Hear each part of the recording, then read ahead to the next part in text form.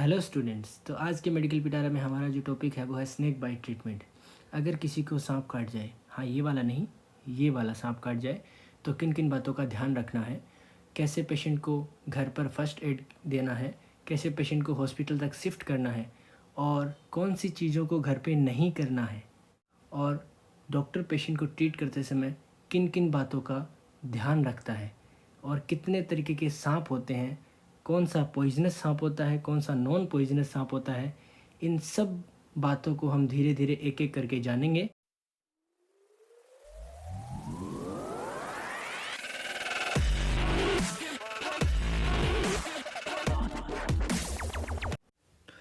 तो वीडियो की शुरुआत करते हैं। तो सबसे पहले हम ध्यान रखेंगे कौन से टॉपिक्स को हम कवर करने वाले हैं। सबसे पहला जो टॉपिक होगा, हम फर्स्ट एड कैसे दें किसी पेशेंट को, डूज़ क्या है, इसके डोंट्स क्या हैं, किन किन बातों को हमको ध्यान में रखना है, घर पे फर्स्ट एड कैसे देना, ये पहला टॉपिक होगा।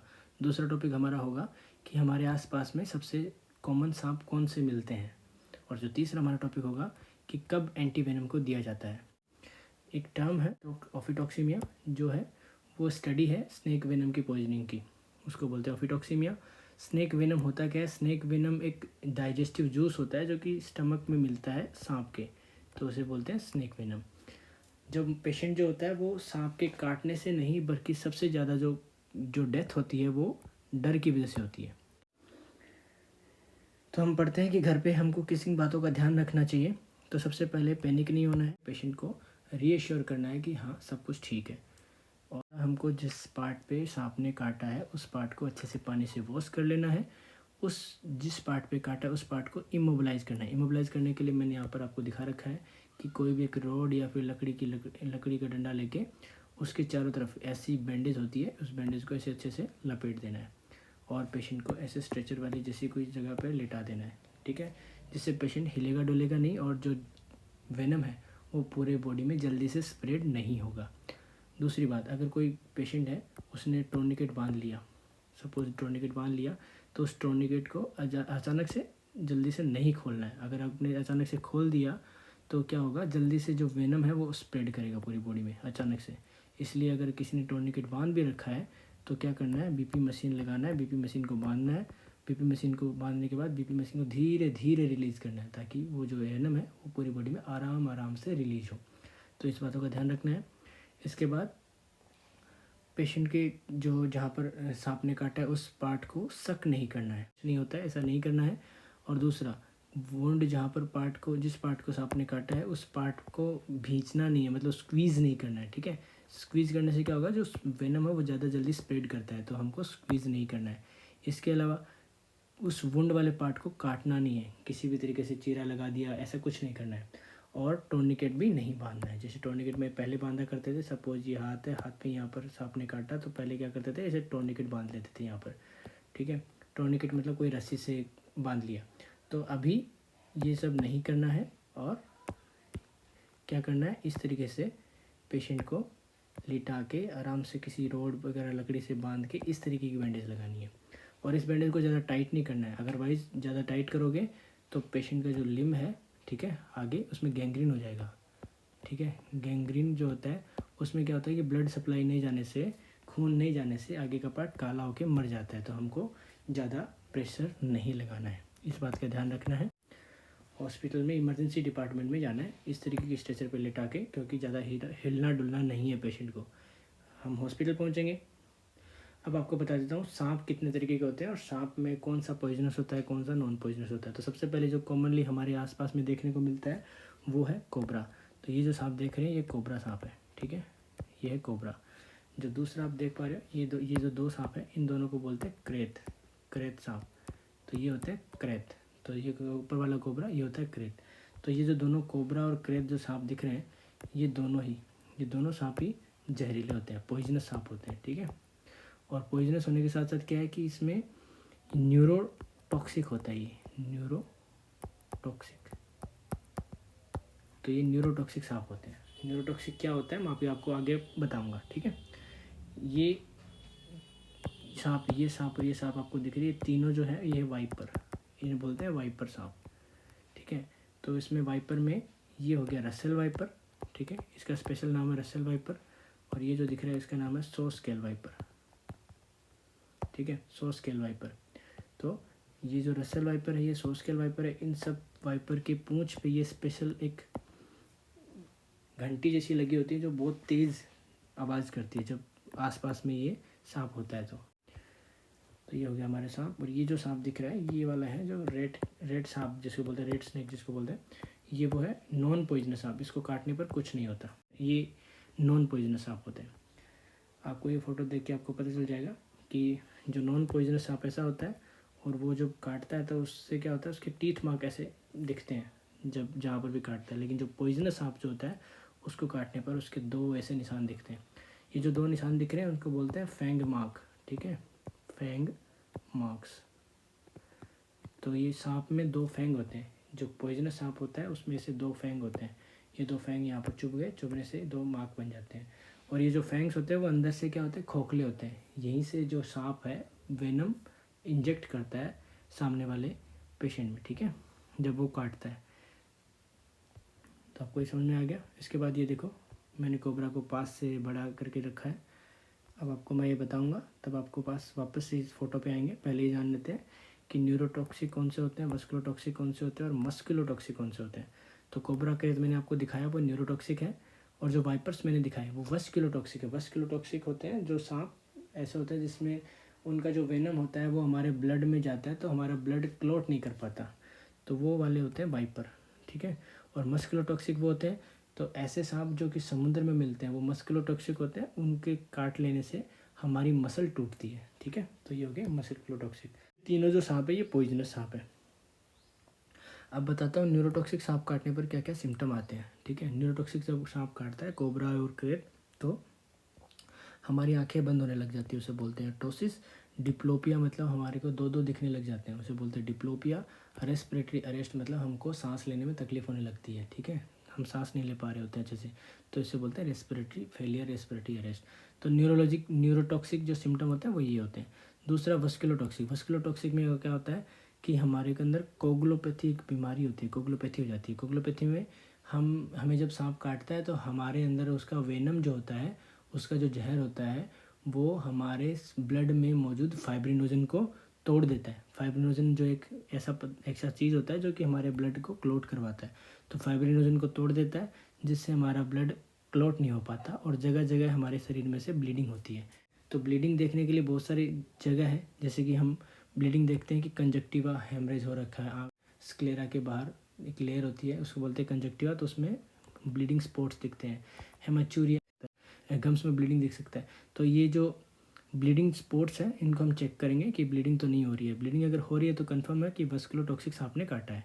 अगर एक रसल वाइपर के लिए स्पेशल बात है, रसल वाइपर जब काटता है तो उससे क्या होता है, रिनल फेलियर का खतरा बहुत ज़्यादा हो जाता है, ठीक है। तो इसके ट्रीटमेंट के लिए हमको डायलिसिस की ज़रूरत पड़ती है। हम बात करते हैं मस्कुलोटॉक्सिक की। मस्कुलोटॉक्सिक जो सांप होता है उससे काटने से हमारी मसल टूटती है, मसल टूटने से मायोग्लोबिन बनता है और मायोग्लोबिन हमारी किडनी से बाहर निकलता है यूरिन के थ्रू। ज़्यादा मसल टूटने से ज़्यादा मायोग्लोबिन बनता है जिससे किडनी फेलियर के चांस बढ़ जाते हैं। अब बात करते हैं कि कोबरा, क्रेत और वाइपर को कैसे देख के पहचाने। तो कोबरा को देख के हम पहचान लेंगे। इस फोटो से आपको देखना, पहले कोबरा का देखो स्केल देखो, फर्स्ट सेकंड थर्ड, ये जो थर्ड स्केल है वो बड़ा है और आँखों से टच कर रहा है और नोस्ट्रिल जो है इसका इससे टच कर रहा है। तो जो थर्ड स्केल है वो आँखों और नोस्ट्रिल से टच करता है, तो इसे कहते हैं कोबरा, ठीक है। दूसरा है क्रेत। क्रेत का जो फोर्थ, जो सपोज जैसे ये क्रेत है, ये मैंने क्रेत बनाया, ये आँखें हैं, तो क्रेत का जो इंफ्रा लेवल पार्ट है, तो ये सुप्रा लेवल, ये इंफ्रा लेवल पार्ट में जो फोर्थ वाला जो होता है स्केल, ये जो फोर्थ वाला स्केल मैंने बनाया ये सबसे बड़ा होता है, तो इसे बोलते हैं क्रेत, ठीक है। और जो वाइपर होता है, वाइपर में क्या होता है कि उसके जो स्केल होते हैं शरीर पे उसमें डायमंड शेप के स्केल्स होते हैं, 3 रो में इकट्ठे होते हैं। जैसे सपोज ये मैंने बनाया, सपोज ये वाइपर है, वाइपर में डायमंड शेप के स्केल्स 3 रो में इकट्ठे होते हैं, ऐसे ऐसे चलते रहते हैं, ठीक है। तो ये वाइपर हो गया। और वाइपर का जो बॉडी है स्पेशल जैसा दिखता है, वो वाइपर आगे से ट्रायंगुलर शेप में दिखता है, ऐसे करके ऐसे ये वाइपर दिखता है। वाइपर का हेड ऐसे होता है, ठीक है, ट्रायंगुलर शेप में। तो ये वाइपर का पता कर लिया आपने। जो पॉइजनस सांप होते हैं और जो नॉन पॉइजनस होते हैं, उनमें पॉइजनस में क्या होता है कि जो फैंग्स मार्क्स होते हैं ना वो कैनलाइज होते हैं। कैनलाइज मतलब होलो, खोखले। तो मैंने यहाँ पर आपको पहले भी बताया था कि ये जो दिख रहा है ये है पॉइजनस सांप। इसमें 2 फैंग्स हैं जो खोखले हैं जिसके अंदर से वो पॉइजन इंजेक्ट करता है और ट्रायंगुलर शेप में दिखता है। और जो नॉन पॉइजनस होते हैं उनमें बहुत सारे मल्टीपल टीथ होते हैं, ये राउंडेड हेड वाला होता है, ठीक है। और इसकी जो प्यूपिल है वो भी इसमें राउंडेड है प्यूपिल। आँखें देखिए और इसकी आँखें देखिए, इसमें प्यूपिल कैसे दिखता है, इलिप्टिकल शेप में, ठीक है, ऐसे दिख रहा है ना।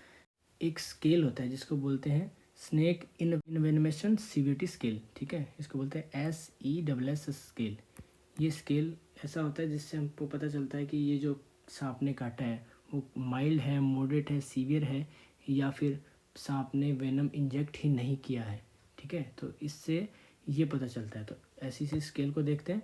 स्केल में देखिए मैंने लिखा है नो इनवेनमेशन। इसका मतलब सांप ने काटा लेकिन वहाँ पर कोई पेशेंट को सिम्टम नहीं हुए, और पेशेंट पे जहाँ पर काटा वहाँ पर फैंग्स मार्क्स जो दिखे थे वो हो भी सकते हैं और नहीं भी हो सकते हैं। तो ऐसे पेशेंट में एंटी वेनम देने की कोई ज़रूरत नहीं है, पेशेंट अपने आप ही ठीक रहता है, ठीक नहीं है। बस पेशेंट को एकदम रीअश्योर करो। दूसरा है माइल्ड। माइल्ड में क्या होता है, एडिमा होता है जिसमें 0 से 15 सेंटीमीटर का एडिमा, और उसमें जो वाइट मार्क्स जो होते हैं 2 वो दिखते हैं, तो उसे कहते हैं माइल्ड कैटेगरी वाला। तो माइल्ड कैटेगरी में पेशेंट को एंटीवेनम नहीं देते, ओनली जो आइस सेक वगैरह कर लेते हैं जिससे कि एडिमा थोड़ा सा कम हो जाए, और पेशेंट को रीअश्योर करते हैं कि कुछ नहीं हुआ, सब ठीक है। मॉडरेट जो लेवल है और जो सीवियर लेवल है, ये जो लेवल है उसमें एंटीवेनम देना पड़ता है, क्योंकि इसमें जो क्या था जो फैंग्स मार्क्स भी दिखते हैं इसमें, मतलब दोनों मार्क्स दिखेंगे, साथ में एडिमा इतना ज़्यादा होगा, 15 से 30 सेंटीमीटर का एडिमा मॉडरेट में और 30 से ज़्यादा सीवियर में। इसके साथ ही इरिदमा मतलब लाल लाल हो जाता है, इकाइमोसिस, स्वेलिंग और ब्लिस्टर्स बन जाते हैं। तो ये सब काम मॉडरेट में होता है। लेकिन सीवियर में एक स्पेशल फीचर होता है हाइपोटेंशन। ये ध्यान रखना, हमेशा ध्यान रखना कि पेशेंट सीवियर कंडीशन में आए, ठीक है। मतलब जो सांप ने काटा है वो पॉइजनस सांप ही था और उसने पॉइजन इंजेक्ट किया है, तो ऐसे पेशेंट को एंटीवेनम देना ही देना है, ठीक है। ये हमारी एक गाइडलाइन है जिसको बोलते हैं स्नेक बाइट मैनेजमेंट गाइडलाइन, जो सभी जगह फॉलो होती है। उसका कहना है कि do it right. Do it right का मतलब आर मतलब रीएश्योर द पेशेंट, पहले रीएश्योर करो पेशेंट को। दूसरा इमोबिलाइज द लिम्ब, जहाँ पर काटा है उस पार्ट को हिलाना डुलाना नहीं है, ये हो गया इमोबिलाइज द लिम्ब। तीसरा GH का मतलब है कि हॉस्पिटल जाओ, गो टू हॉस्पिटल। और चौथा टेल द डॉक्टर, डॉक्टर को बताओ सिम्टम क्या आपको दिखाई दे रहे हैं, न्यूरोटॉक्सिक वाले सिम्टम है या वस्कुलोटॉक्सिक वाले सिम्टम है, तो आपको वो सिम्टम डॉक्टर्स को बताने हैं। तो सबसे पहले देखेंगे हॉस्पिटल में जैसे ही पेशेंट पहुंचता है तो सबसे पहले हमारा डॉक्टर का जो ड्यूटी होता है वो होता है कि ABC अप्रोच करते हैं। ABC अप्रोच मतलब एयरवे, ब्रीदिंग, सर्कुलेशन को मेंटेन करते हैं। सबसे पहले ये चेक किया, उसके बाद वाइटल्स को चेक कर देते हैं कि BP वगैरह सब ठीक है, पल्स वगैरह सब ठीक है कि नहीं, टेम्परेचर वगैरह देख लेते हैं। तो ये सब चेक किया। इन चेक करने के बाद सबसे पहला जो इम्पोर्टेंट है वो है single breath count. Single breath count क्या होता है? सिंगल ब्रीथ काउंट होता है पेशेंट को बोलना है कि तुम एक सांस लो और एक सांस लेने के बाद काउंट करो 1 से लेके 30 तक। अगर पेशेंट 1 से लेके 30 तक काउंट कर लेता है इसका मतलब उसका रेस्पिरेटरी रिजर्व ठीक है। अगर पेशेंट 1 से लेके 30 तक काउंट नहीं कर पाता मतलब पेशेंट में रेस्पिरेटरी फेलियर होना स्टार्ट हो रहा है। तो इन बात का ध्यान रखना है। तो सबसे पहला जो हमारा ये पॉइंट हमेशा याद रखना है, सिंगल ब्रेथ काउंट करवाना है। इसके बाद हम पेशेंट को एक छोटी सी हिस्ट्री लेंगे कि किस तरीके के सांप ने काटा है, न्यूरोटॉक्सिक और वस्कुलोटॉक्सिक सिम्टम देख के उसको पूछ लेंगे।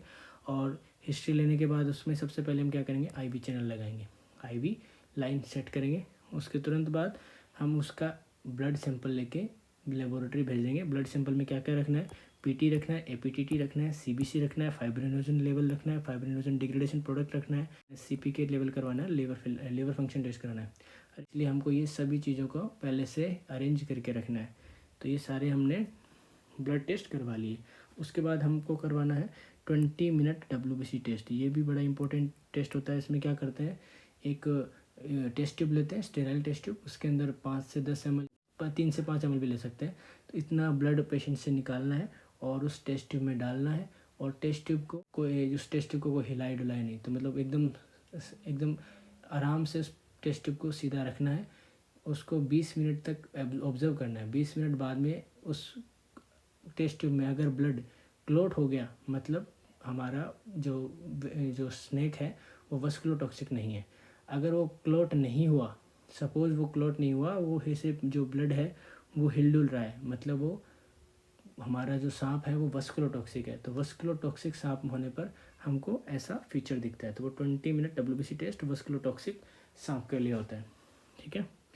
इसके अलावा ध्यान में रखना है, लोकल फीचर हमको देखना है कि जहाँ सांप ने काटा वहाँ पर फैंग्स मार्क है कि नहीं, फैंग मार्क है कि नहीं, थ्रोबिंग और बर्निंग सेंसेशन, उसको पेन, वहाँ पर ब्लिस्टर्स वगैरह है कि नहीं, ये पेन वगैरह है कि नहीं, ये सब चीज़ें पहले लोकल एग्जामिनेशन करना है। सिस्टमिक एग्जामिनेशन में हमको ध्यान रखना है कि ब्लीडिंग साइट्स में कहीं ब्लीडिंग तो नहीं हो, ब्लड में हेमेचूरिया बताया था मैंने, हेमेचूरिया हो गया और कंजक्टिवल ब्लीडिंग हो गया, ठीक है, ऐसे गम्स में हो गया, तो ये सब ब्लीडिंग स्पॉट्स देखने हैं सिस्टमिक में। इसके अलावा टोसिस देखना है, टोसिस है कि नहीं, डिप्लोपिया डेवलप तो नहीं कर रहा, फेशियल वीकनेस डेवलप तो नहीं कर रही, लिम्फेडेनोपैथी चेक करना है, रेस्पिरेटरी फेलियर के साइन चेक करने हैं कि रेस्पिरेटरी फेलियर तो नहीं हो रहा, सांस लेने में तकलीफ तो नहीं है, हाइपरकेलेमिया तो नहीं हो रहा। हाइपरकेलेमिया कब होगा, मस्कुलोटॉक्सिक याद है, जिसमें मसल टूटती है, मायोग्लोबिन बनती है, तो उससे क्या होता है, मसल टूटने से पोटाशियम बाहर रिलीज होता है, पोटाशियम रिलीज होने से हाइपरकेलेमिया हो जाता है, तो हाइपरकेलेमिया को चेक करना है। और साथ में एक चीज़ और ध्यान रखनी है, कंपार्टमेंट सिंड्रोम तो नहीं बन रहा है, कंपार्टमेंट सिंड्रोम बनेगा तो सारी मसल ख़राब हो जाएगी, इसलिए कंपार्टमेंट सिंड्रोम को हमेशा चेक करना है। आपको ये फोटो में दिखा रहा हूँ, इसमें देखो ये फोटो में रेडर दिख रहा है, ये एडिमा हो रखा है, सांप ने काटा एडिमा हुआ। इसके अलावा ये देखो ये फोटो दिख रहा है जहाँ पर सांप ने काटा और गैंग्रीन बन गई, ये गैंग्रीन फॉर्म हो गया, तो सांप में ये गैंग्रीन बन जाता है। अब बात करते हैं ट्रीटमेंट की। तो ट्रीटमेंट में सबसे पहले हमको ध्यान रखना है कि जब हमको पता चले कि हाँ ये जो पेशेंट है वो मॉडरेट कैटेगरी में आता है या फिर सीवियर कैटेगरी में आता है, तो इन दोनों कैटेगरी में हमको एंटी स्नेक वेनम देना पड़ेगा।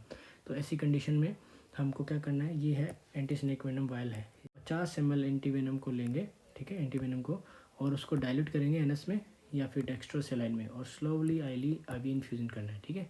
ये हो गया ट्रीटमेंट। और कुछ पेशेंट में अगर हम चाहें तो एंटी हिस्टामिन पहले दे सकते हैं, वरना ना भी दे तो चलेगा, लेकिन हाथ में हमेशा हमारे पास रहना चाहिए एंटी हिस्टामिन, एड्रेनालिन और हाइड्रोकोर्टिसोन, क्योंकि अगर पेशेंट अगर एंटीवेनम स्टार्ट करने के जस्ट बाद एनाफाइलेक्टिक शॉक में जाता है तो इन तीनों ड्रग्स को हमें देना पड़ेगा इंजेक्शन को, इसलिए हाथ में हमेशा रखना चाहिए इन तीनों को इन्फ्यूजन देते समय। और अगर एनाफिलिक्सी डेवलप करता है तो इन तीनों इंजेक्शन को देने के बाद कुछ देर वेट करना है इन्फ्यूजन बंद करके, और फिर से वापस से धीरे धीरे इन्फ्यूजन को स्टार्ट करना स्लोवली, ठीक है। और इसके अलावा अगर कोई साइन सिम्टम इन 50 ml देने के बाद भी अगर साइन सिम्टम बच जाते हैं, उसमें वेनम वाले न्यूरोटॉक्सिक या वस्कुलोटॉक्सिक कोई साइन बच जाता है, सिम्टम बच जाता है, तो हम इसको रिपीट भी कर सकते हैं। इसके अलावा पेशेंट को टिटनस टॉक्सिन देना बहुत ज़रूरी है, ठीक है।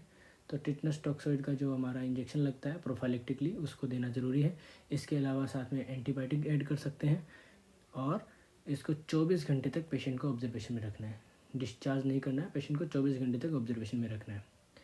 अब बात करते हैं कि अगर पेशेंट को न्यूरोटॉक्सिक सांप ने काटा है और वो न्यूरोटॉक्सिसिटी की वजह से रेस्पिरेटरी फेलियर हो रहा है, टोसिस हो रहा है, डिप्लोपिया हो रहा है, तो ऐसी कंडीशन में एट्रोपिन देना है और नियोस्टिगमिन देना है, और साथ में वेंटिलेटर का सपोर्ट देना है। और वेंटिलेटर का सपोर्ट कैसे देना है, वेंटिलेटर कैसे काम करता है, उसके लिए मैंने एक अलग से सेपरेट वीडियो बना रखा है, मैं यहाँ पर आपको लिंक दे दूँगा, वहाँ से आप इसको देख सकते हैं। तो वेंटिलेटर सपोर्ट उसको ज़रूरत पड़ती है तो वो देना है। तो ये न्यूरोटॉक्सिक में ये ट्रीटमेंट रहता है। और अगर पेशेंट को जिनको न्यूरोटॉक्सिक ना होकर वस्कुलोटॉक्सिक अगर सांप ने काटा है तो फिब्रिन डिग्रेड हो गया, हमको पता है फिब्रिन कम हो रहा है, तो इस कंडीशन में क्या करेंगे, ब्लड प्रोडक्ट्स देंगे और फ्रेश फ्रोजन प्लाज्मा हम उसको पेशेंट को देंगे। या आई होप आपको वीडियो अच्छा लगा होगा। अगर आपको वीडियो अच्छा लगा तो हमारे वीडियो को लाइक कीजिए और चैनल को सब्सक्राइब कीजिएगा।